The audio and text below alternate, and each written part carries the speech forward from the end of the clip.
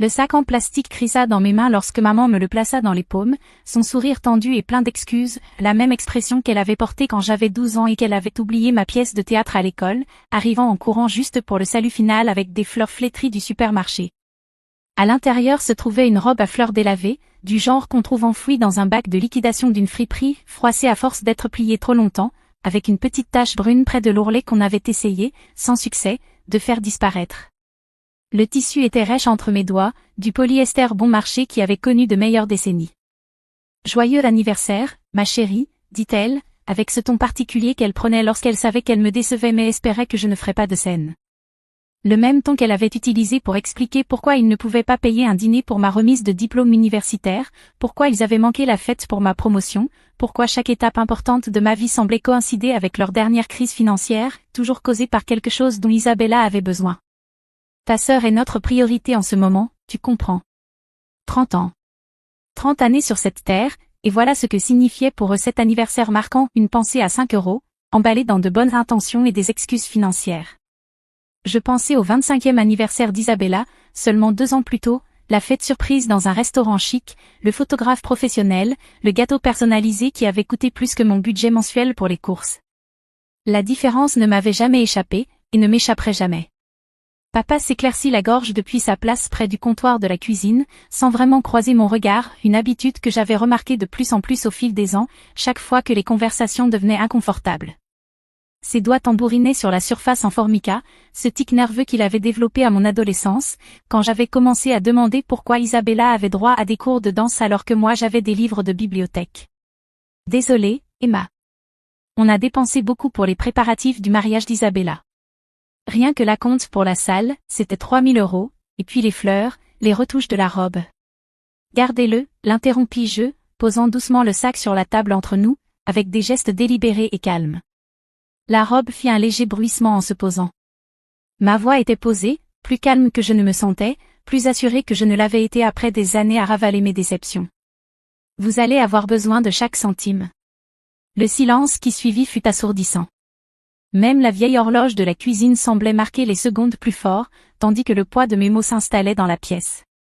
Le visage de maman passa par toute une palette d'émotions, d'abord la confusion, ses sourcils se fronçant comme à l'accoutumée, puis la peine lorsque la compréhension se fit jour, et enfin un éclair de ce qui ressemblait à de la peur. Sa main monta inconsciemment à sa gorge, un geste que je connaissais depuis l'enfance et qui annonçait un conflit. « Qu'est-ce que tu veux dire par là ?» demanda papa, enfin en me regardant directement, ses yeux bleus, les mêmes que les miens, cherchant sur mon visage des indices qu'il n'avait jamais pris la peine de voir auparavant. Je me levai lentement, ramassant mon sac à main et mes clés sur la table en bois éraflé où nous avions partagé des milliers de repas, où Isabella avait exhibé sa bague de fiançailles 6 mois plus tôt, pendant que je restais dans un coin, les regardant s'extasier comme si elle avait inventé le feu. Je veux dire exactement ce que j'ai dit. Vous aurez besoin de chaque centime possible. Emma, ne sois pas dramatique, dit maman, attrapant mon bras avec des doigts qui tremblaient légèrement.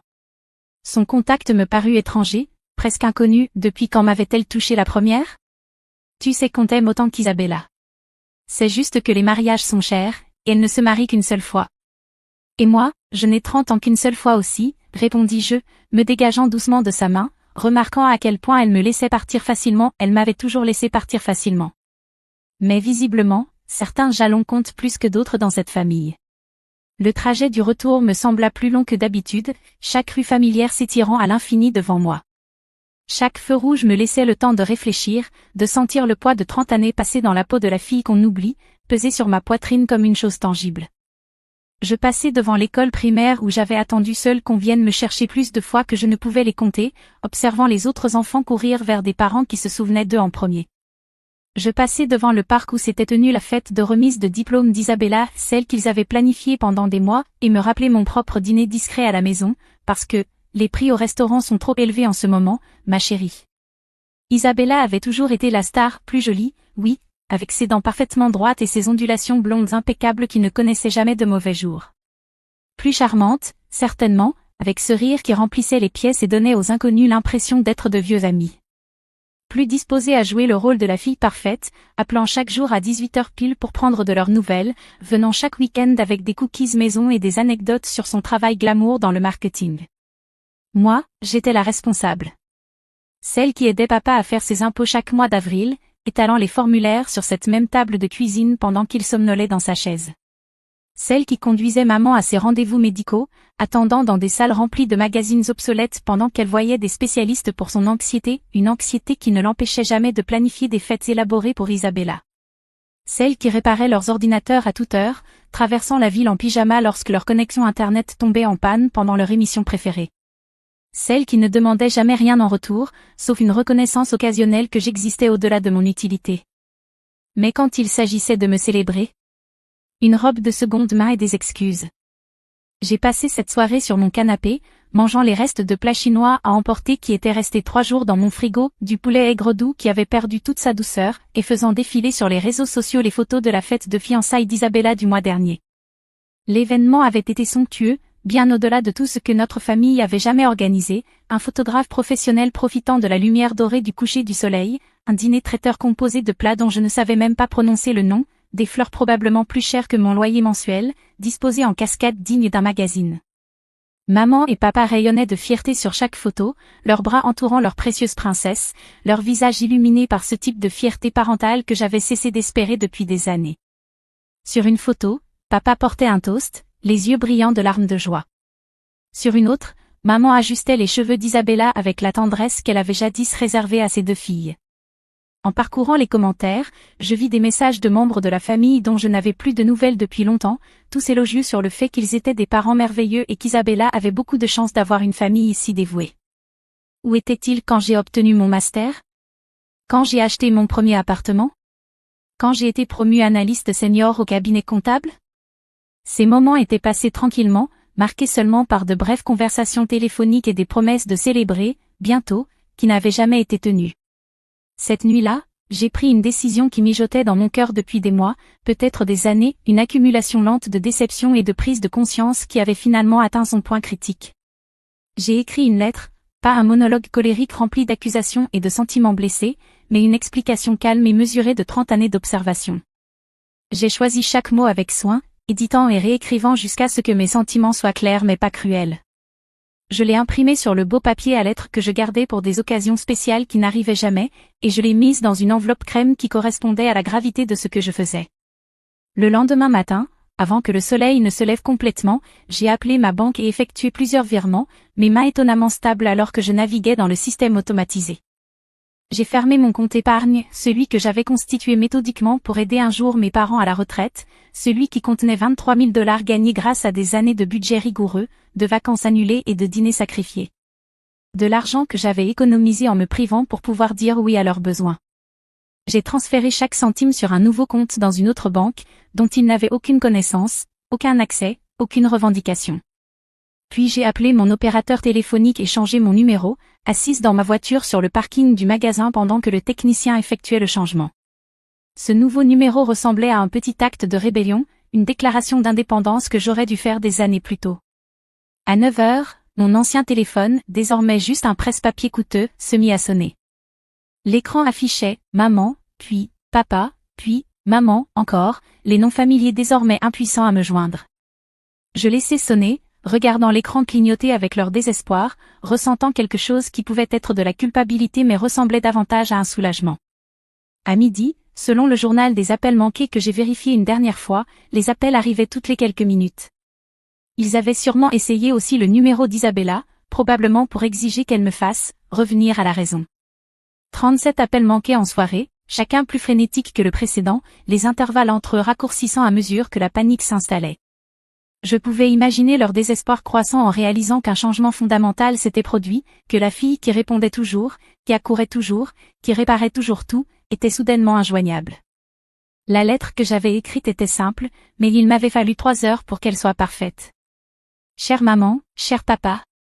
Depuis 30 ans, j'ai été la fille toujours là quand vous aviez besoin de moi, lors de la perte d'emploi de papa en 2018, lors des complications chirurgicales de maman, à chaque crise et urgence nécessitant quelqu'un de fiable pour gérer les détails. J'étais celle qui ne demandait jamais grand-chose, qui comprenait qu'Isabella passait en premier parce qu'elle se mariait, parce qu'elle était plus jeune, parce qu'elle avait besoin de plus d'aide, parce qu'il y avait toujours une raison pour laquelle ses besoins passaient avant les miens. J'ai accepté ce rôle parce que je vous aimais et que je voulais être une bonne fille. Je pensais que si j'étais assez fiable, assez serviable, assez altruiste, vous finiriez par me voir comme vous la voyez elle. Mais hier, le jour de mes 30 ans, un jalon que j'attendais tranquillement depuis des mois, j'ai réalisé que l'amour et le respect devaient aller dans les deux sens. La robe à 5 € ne concernait pas l'argent, même si le contraste avec la tenue à 300 $ d'Isabella pour sa fête de fiançailles ne m'échappait pas. Il s'agissait de ce qu'elle représentait, à quel point mes sentiments comptaient peu dans cette famille, à quel point vous mettiez peu d'efforts à me faire sentir que j'avais de la valeur, à quel point vous étiez à l'aise à me traiter comme une après-pensée. Je ne suis pas en colère, plus maintenant. La colère suppose l'espoir que les choses puissent changer, et j'ai épuisé cet espoir à travers trop de déceptions. J'ai juste fini d'accepter des miettes pendant que quelqu'un d'autre se régalait à la table que j'avais mise. Je prends le temps de me concentrer sur moi et sur les personnes qui voient ma valeur sans que je doive constamment la prouver. Ne vous inquiétez pas pour moi, je me mets enfin en premier, comme vous m'avez appris à le faire en voyant comment vous priorisiez vos propres enfants. Quand vous serez prêt à avoir une relation où je ne serai pas la fille oubliée, où ma présence sera valorisée autant que mon utilité, vous saurez comment me trouver. Mais ce ne sera plus à ce numéro de téléphone, et ce ne sera plus à mes frais. Avec tout mon amour. Emma. PS, j'ai fermé le compte que je gardais pour votre retraite. Vous aviez raison en disant que vous auriez besoin de chaque centime. Je vous suggère de commencer à l'économiser vous-même. 3 semaines plus tard, Isabella est apparue à mon nouvel appartement, un lumineux, une pièce que j'avais trouvée de l'autre côté de la ville, baignée par le soleil du matin et avec un balcon où je pouvais faire pousser les herbes que j'avais toujours voulu mais pour lesquelles je n'avais jamais eu le temps en courant constamment pour aider tout le monde. Je m'étais installée discrètement, engageant des déménageurs un mardi matin, sachant que ma famille serait au travail, empaquetant ma vie dans des cartons étiquetés avec ma nouvelle adresse que personne ne connaissait. J'arrosais mes nouvelles plantes de basilic, émerveillée par la paix des matins qui n'étaient pas interrompus par des appels de crise, quand elle frappa avec le rythme net et insistant de quelqu'un habitué à obtenir immédiatement l'attention. « Emma, qu'est-ce qui te prend » s'écria-t-elle dès que j'ouvris la porte, sans attendre d'invitation, ses talons de marque claquant sur mon nouveau parquet. Ses cheveux étaient parfaitement coiffés malgré leur matinale, son maquillage impeccable de cette manière effortless qui m'avait toujours fait me sentir banale en comparaison. Maman fait des crises d'angoisse. Papa ne dort pas. Ils ont parcouru toute la ville à la recherche de ta voiture comme un petit chiot perdu. Bonjour à toi aussi, Isabella, répondis-je, me décalant pour la laisser entrer tout en notant que sa première préoccupation n'était pas mon bien-être, quand m'avait-elle demandé pour la dernière fois comment j'allais ? Un café ? Je viens de faire une nouvelle cafetière. Je ne veux pas de café. Je veux des réponses. Elle se retourna brusquement pour me faire face, son sac, celui que maman et papa lui avaient offert pour son anniversaire l'an dernier, un sac Coach qui valait plus que ma mensualité de voiture, serré dans ses mains parfaitement manucurées. Pourquoi tu leur fais subir ça ? Ils sont morts d'inquiétude. Je me suis versé une tasse avec ma nouvelle cafetière, un petit luxe que je m'étais enfin permis maintenant que je ne mettais plus chaque centime de côté pour les urgences des autres, et je me suis assise à ma nouvelle table de cuisine. C'était un magnifique meuble en bois que j'avais acheté dans une boutique d'antiquité, le genre de mobilier que j'avais toujours admiré mais jamais acheté parce que j'étais trop occupée à aider les autres avec leurs dépenses.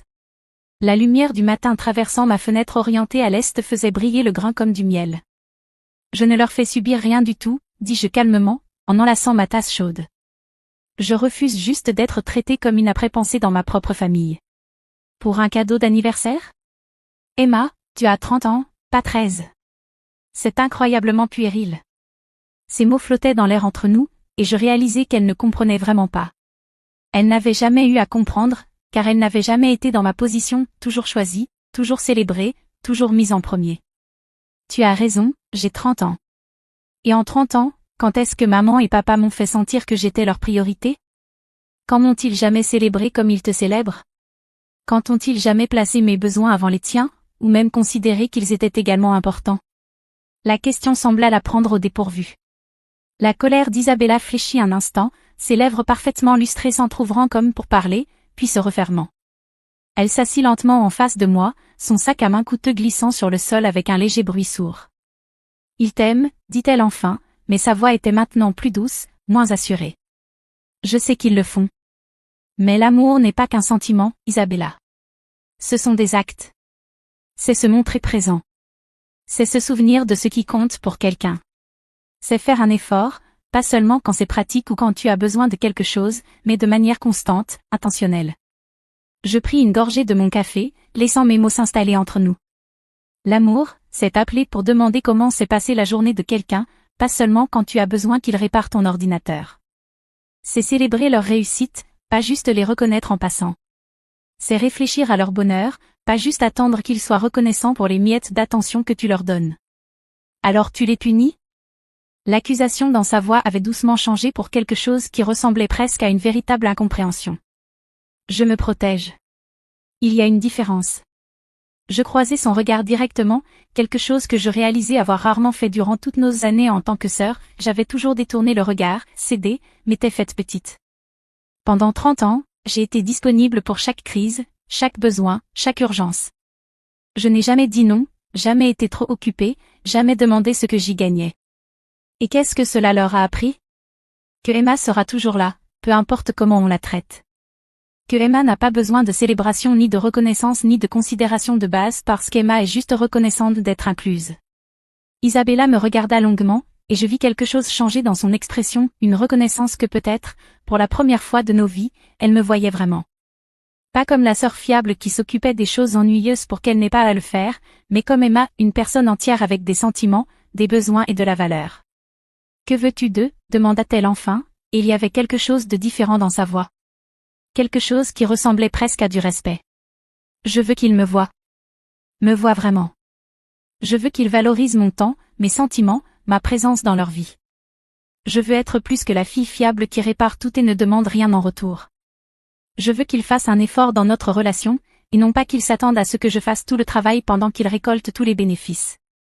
Isabella partit ce jour-là sans la résolution facile qu'elle était venue chercher, sans la promesse que je pardonnerais et oublierais et reviendrais jouer mon ancien rôle.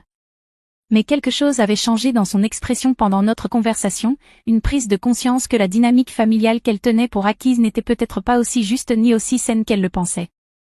2 mois plus tard, je reçus une lettre manuscrite de maman, par un email, pas un message texte exigeant une réponse immédiate, mais une vraie lettre écrite sur son beau papier à lettres, avec une écriture soignée et des traces de larmes sur le papier séché en petits cercles translucides.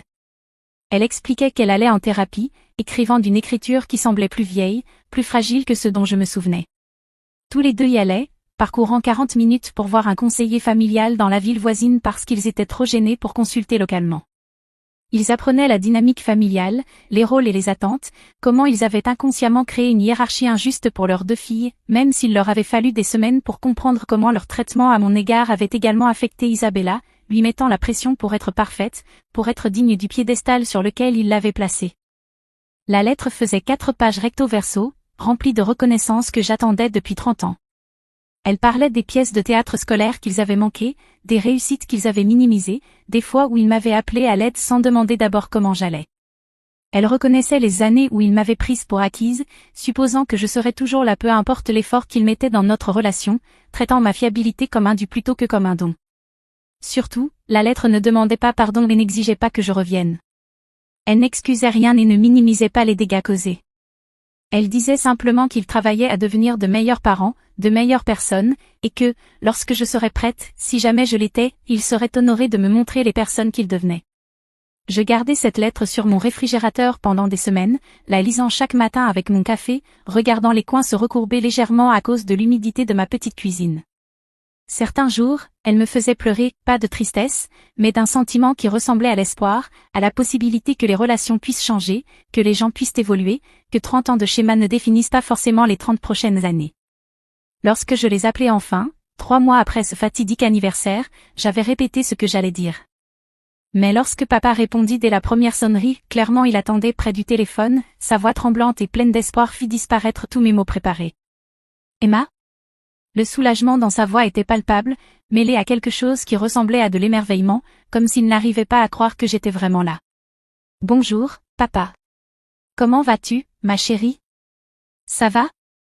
Es-tu heureuse? Nous étions si inquiets, pas inquiets de ce que tu pourrais faire, ajouta-t-il rapidement, mais inquiets pour toi, pour savoir si tu prends soin de toi, si tu es seule, si tu as des personnes dans ta vie qui t'apprécient comme tu le mérites. Pour la première fois depuis des années, je pus répondre honnêtement à cette question. Oui, dis-je en regardant autour de mon appartement ensoleillé, les herbes poussant sur mon balcon, la vie que j'avais construite pour moi-même quand j'ai cessé d'attendre la permission de la vivre. Oui, je le suis vraiment. La reconstruction fut lente, délibérée, comme apprendre une nouvelle langue après 30 ans à en parler une autre. Des rendez-vous autour d'un café plutôt que des visites d'urgence, des conversations planifiées plutôt que des appels de gestion de crise. Ils commencèrent à s'intéresser vraiment à ma vie, à poser des questions suivies et à manifester un intérêt sincère. Ils voulaient connaître mes rêves, mon travail, mon opinion sur des choses qui n'avaient rien à voir avec leurs problèmes ou leurs besoins. Ils commencèrent à me voir non plus comme la fille responsable qui serait toujours là pour nettoyer les dégâts, mais comme Emma, une personne entière avec mes propres intérêts, opinions et valeurs. Papa commença à m'appeler juste pour partager des articles qu'il pensait que je trouverais intéressants. Maman commença à m'envoyer des photos de coucher de soleil avec des messages comme « Cela m'a fait penser à toi ». De petits gestes, mais constants, qui s'additionnaient pour créer quelque chose qui ressemblait à de la reconnaissance. Le mariage d'Isabella, lorsqu'il eut enfin lieu 6 mois plus tard, fut magnifique, plus sobre que prévu initialement, en partie à cause des contraintes budgétaires après qu'ils eurent cessé de dépendre de mon soutien financier, mais aussi parce qu'ils avaient appris que les mises en scène élaborées n'étaient pas équivalentes à des moments significatifs. Mais plus beau que toutes les décorations fut la manière dont maman et papa veillèrent à m'inclure dans chaque conversation, à demander mon avis sur les décisions familiales, à me faire sentir que ma présence comptait autant que celle de n'importe qui d'autre. Et lorsque ce jour-là ils me firent leur cadeau, un magnifique collier avec un pendentif gravé, à notre fille extraordinaire Emma, qui nous a appris à mieux aimer, je sus que la robe à 5 € avait valu chaque moment de douleur qu'elle m'avait causé. Le collier était charmant, mais le véritable cadeau résidait dans la reconnaissance dans leurs yeux, la compréhension qu'ils avaient failli perdre quelque chose de précieux par leur propre négligence. Parfois, le plus beau cadeau que l'on puisse offrir à quelqu'un est de lui apprendre à valoriser ce qu'il a avant de le perdre pour toujours. Parfois, s'éloigner est la seule façon d'enseigner aux gens comment venir vers vous avec respect et intention. Parfois, l'amour nécessite des limites, et parfois poser des limites est l'acte le plus aimant que l'on puisse faire. Mon 31e anniversaire fut différent. Maman et papa avaient organisé un dîner surprise dans mon restaurant préféré, pas le lieu chic qu'Isabella aimait, mais le bistrot tranquille où je m'étais toujours sentie à l'aise, où le propriétaire connaissait mon nom et ma commande habituelle. Le cadeau était réfléchi, une première édition de « Le Jardin secret », un livre dont j'avais parlé lorsque j'avais 12 ans et que j'avais lu jusqu'à ce que la reliure se détache. Ils s'en souvenaient, avaient prêté attention pendant des mois aux petits détails qui faisaient de moi ce que j'étais. Mais plus que cela, le cadeau était leur présence, leur attention, leur joie sincère de me célébrer. Pas Emma la résolveuse de problèmes ou Emma la fiable, mais simplement Emma, leur fille qui méritait d'être célébrée simplement pour exister, pour être elle-même, pour être aimée. Je suis fière de la femme que tu es devenue, dit papa cette nuit-là en levant son verre, les mains légèrement tremblantes, les yeux brillants de ce genre de larmes que je l'avais vu verser à la fête de fiançailles d'Isabella mais jamais pour moi. Pas seulement parce que tu as réussi ou que tu es responsable, mais parce que tu as eu la force d'exiger l'amour que tu méritais. Tu nous as appris à être de meilleurs parents, de meilleures personnes. Nous avons failli te perdre parce que nous étions trop à l'aise à te considérer comme acquise. Merci de nous avoir donné la chance de faire mieux. Je regardais autour de la table ma famille imparfaite, en apprentissage, qui essayait et réalisait que parfois, les meilleures histoires ne se terminent pas avec les gens obtenant ce qu'ils voulaient. Elles se terminent avec des personnes devenant celles qu'elles devaient être pour mériter ce qu'elles désiraient au départ. Elles se terminent avec des relations choisies plutôt que subies, avec un amour démontré plutôt que supposé. La robe à 5 € est toujours accrochée dans mon placard, repoussée au fond derrière des vêtements qui me vont correctement et qui ont été choisis avec soin. Non comme rappel de leur échec, mais comme rappel de ma force, le jour où j'ai enfin décidé que je valais plus qu'un amour de solde et des attentions de seconde main. Le jour où j'ai appris que parfois il faut briser complètement quelque chose avant de pouvoir le reconstruire en mieux. Certains cadeaux, il s'avère, sont inestimables de façon auxquelles on ne s'attend jamais. Et parfois, la leçon la plus précieuse n'est pas d'apprendre à accepter moins, mais à apprendre à exiger plus, pas plus de choses, pas plus d'argent, mais plus de respect, plus de considération, plus de l'amour que vous avez donné librement pendant 30 ans sans rien demander en retour. La femme qui a accepté cette robe n'est pas la même que celle qui l'accroche maintenant dans son placard. Elle est plus forte, plus claire, plus certaine de sa valeur. Elle a appris qu'un amour sans respect n'est pas vraiment de l'amour, c'est de la commodité. Et elle a découvert que parfois, les personnes qui vous aiment le plus sont celles qui ont besoin des limites les plus fortes pour apprendre à mieux vous aimer. C'est une leçon qui vaut plus que n'importe quel cadeau.